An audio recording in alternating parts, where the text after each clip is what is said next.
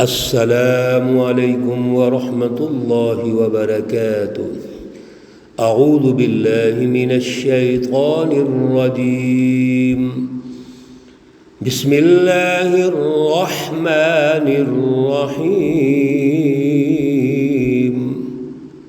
وقوم نوح لما كذبوا الرسل أغرقناهم وجعلناهم للناس آية وأعتدنا للظالمين عذابا أليما۔ صدق اللہ العلی العظیم۔ اللہم صل علی سیدنا ومولانا محمد النبی الأمی وعلى آلہ واصحابہ وبارک وسلم وصل علیہ۔ معزز سامعین و سامعات، سورۃ الفرقان پارہ نمبر 19، آیات مقدسہ نمبر 37 تا 40 ہیں۔ اللہ رب العزت ان آیات کا فہم اور شعور عطا فرمائے اور عمل کی توفیق اور صلاحیت عطا فرمائے۔ گزشتہ درس میں جب رکوع کا آغاز ہوا تو اللہ رب العزت نے ہمیں جو رہنمائی ارشاد فرمائی وہ انبیاء علیہم السلام کا مختصر جو واقعہ ہے، اور اس وقت کے اعتبار سے جو رہنمائی کتاب مقدس تورات کے عنوان سے تھی وہ ہمیں ارشاد فرمایا۔ ایک تسلسل کے ساتھ یہ بات چیت چلی آ رہی تھی کہ اللہ نے فرقان قرآن مجید کو ارشاد فرمایا، جس میں حق سچ، باطل جھوٹ، حزب الشیاطین اور حزب اللہ، سچی جماعت سچی رہنمائی، جھوٹی جماعتیں جھوٹی رہنمائی کا تعارف کروا رہے تھے۔ سچی رہنمائی سے نور بصیرت پیدا ہوتی ہے، عقل اور شعور پیدا ہوتا ہے، انسانی قلوب میں ثابت قدمی آتی ہے، اللہ کی پہچان پیدا ہوتی ہے، اللہ کی رضا آتی ہے، اور پھر اسی اللہ کی رضا کی رٹ کو سچی جماعت ایک سسٹم میں وہ قائم کرتی ہے، عادلانہ سیاسی اور معاشی نظام قائم کرتی ہے۔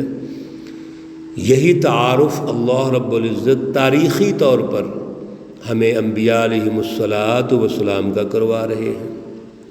آج کی آیات مقدسہ میں اللہ رب العزت نے اسی تاریخی تسلسل کے حوالے سے ہمیں رہنمائی ارشاد فرمائی ہے۔ وقوم نوح، حضرت نوح علیہ السلام بھی تشریف لائے، اور آپ کو اللہ نے اس وقت کا جو حکمران طبقہ تھا، اشرافیہ تھی، قوم کی طرف بھیجا۔ لما کذبوا الرسل، جب کہ انہوں نے رسولوں کو جھٹلا دیا۔ حضرت نوح علیہ السلام اور پھر حضرت نوح علیہ السلام کے بعد حضرت ابراہیم علیہ السلام تک، اور جتنا بھی یہ دور ہے، اس دور میں قوموں نے، اس وقت کے حکمرانوں نے، سرداروں نے اللہ کے ان سچے نبیوں کا مقابلہ کیا۔ حضرت نوح علیہ السلام سے پہلے بھی اقوام آئیں، لیکن یہ جتنے بھی رسولوں کو جھٹلانے والے تھے، اس میں جو ہم سمجھ رہے ہیں، اللہ ہمیں رہنمائی دے رہے ہیں، وہ یہی ہے کہ رسولوں کو جھٹلانے سے مراد رسولوں کی رہنمائی کو جھٹلا دیا۔ دیکھیے اللہ کے جتنے رسول ہیں یہ سارے اسی قوم میں سے ہوتے تھے۔ اللہ کے تمام رسولوں کی اور ہمارے پیارے رسول اکرم صلی اللہ علیہ وسلم کی اس وقت کی اشرافیہ حکمران تعریفیں کرتے تھے، الصادق الامین کہتے تھے، سوسائٹی میں بہترین فرد کے اعتبار سے رسول سمجھے جاتے تھے۔ لیکن جب اللہ کی رہنمائی دیتے تھے تو یہی لوگ ان کے مخالف ہو جاتے تھے۔ کیوں؟ وہ اللہ کی رہنمائی اس نافذ کردہ سسٹم کو ختم کرنا چاہتی تھی۔ نافذ کردہ سسٹم ظلم کا تھا، جھوٹ کا تھا، فراڈ کا تھا، اور اللہ کی رہنمائی سچی ہے۔ لہذا وہ پہلے سے جو نافذ شدہ سسٹم ہے وہ تو قائم نہیں رہ سکتا، اسی سے اس وقت کے حکمران اور سردار نبیوں کے مخالف ہو جاتے تھے۔ لیکن اللہ فرماتے ہیں اغرقناہم، ہم نے ان کو غرق کر دیا، ڈبو دیا۔ طوفان نوح آیا اور طوفان نوح نے ہر چیز کو تباہ کر دیا، ہر چیز غرق ہو گئی۔ وہ اس کی تفصیلات دوسری جگہوں پر گزری ہیں۔ وَجَعَلْنَاهُمْ لِلنَّاسِ آیَةً، ہم نے اس کو انسانوں کے لیے نشانی بنا دیا۔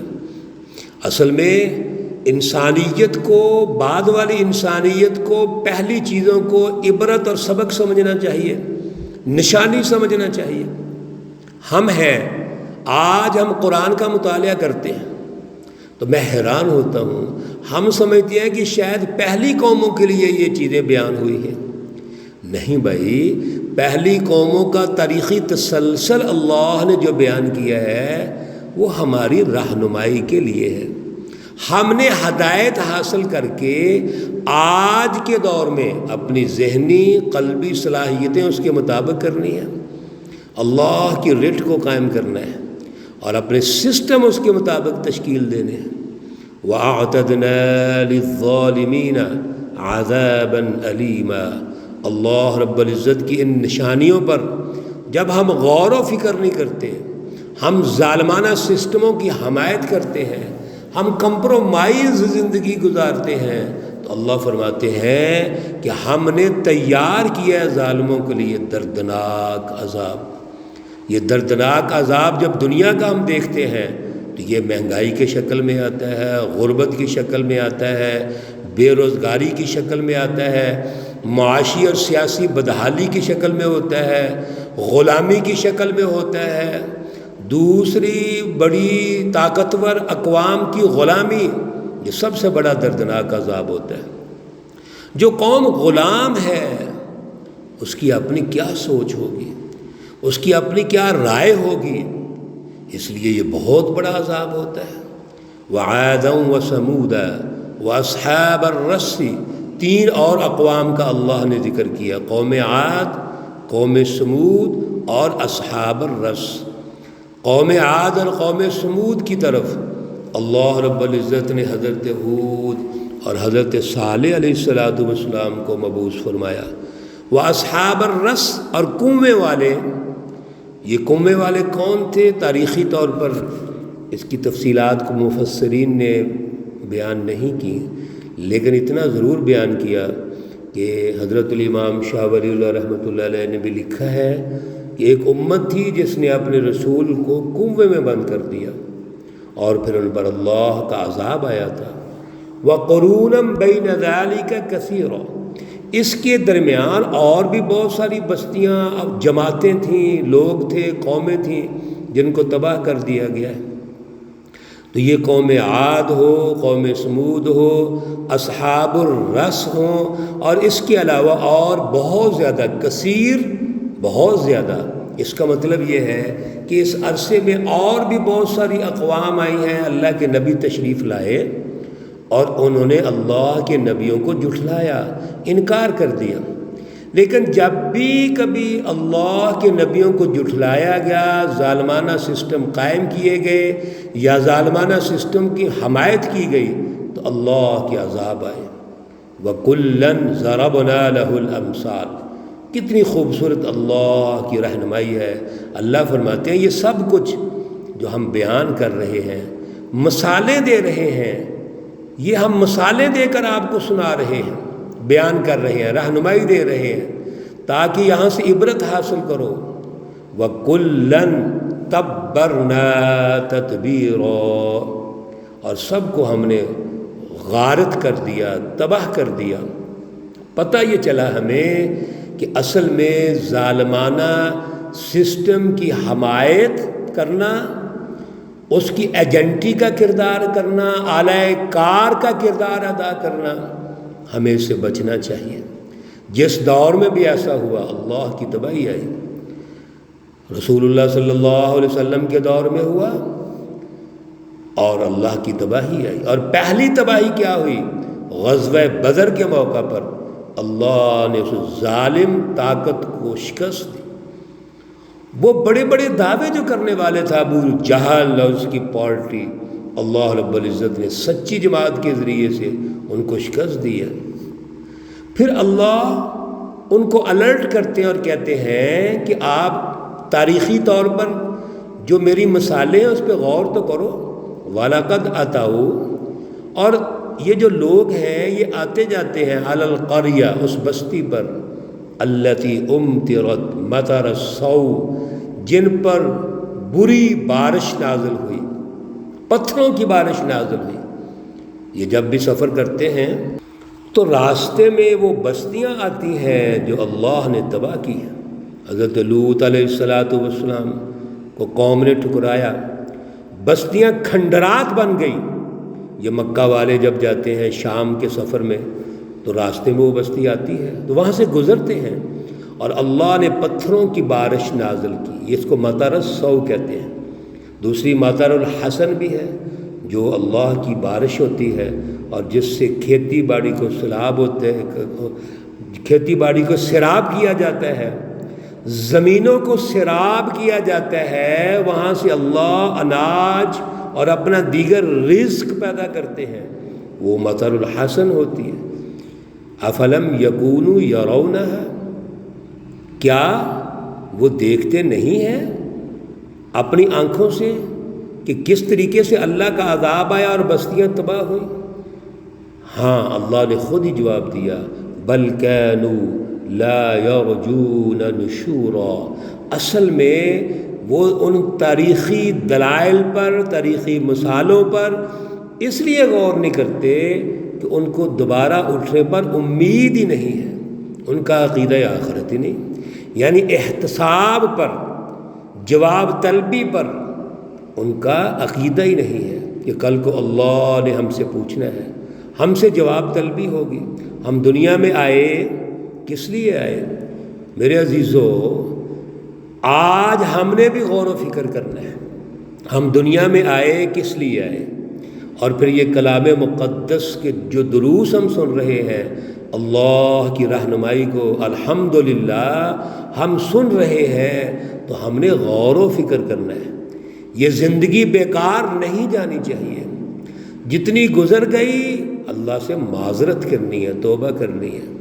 جو موجود ہے آج اور آنے والا کل، اس کو غنیمت سمجھیے، اللہ کی نعمت سمجھیے اور اس کا استعمال اس طرح کیجیے جیسے اللہ کا حکم ہے، جیسے رسول اللہ صلی اللہ علیہ وسلم، جماعت صحابہ، سچی جماعت اور سچے اولیاء اللہ اور علماء حق، علماء ربانی نے زندگی بسر کی اور ظالمانہ سسٹموں کا مقابلہ کیا، شعوری جد و جہد کی، فکری جد و جہد کی۔ ہم نے بھی وہی کام کرنا ہے۔ اللہ رب العزت ہمیں توفیق عطا فرمائے۔ والدین کے لیے دعا، ربنا اغفر لی ولوالدی وللمؤمنین یوم یقوم الحساب، بلکہ والدین کے ساتھ ساتھ تمام مومنین مومنات کے لیے ہے، اپنے لیے بھی ہے۔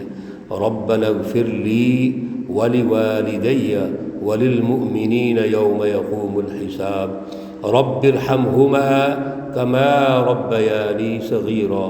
اللہ رب العزت تمام مرحومین و مرحومات کو جنت الفردوس میں اعلیٰ مقام عطا فرمائیں۔ اللہ رب العزت تمام بیماروں کو شفائے کاملہ عاجلہ مستمرہ عطا فرمائیں۔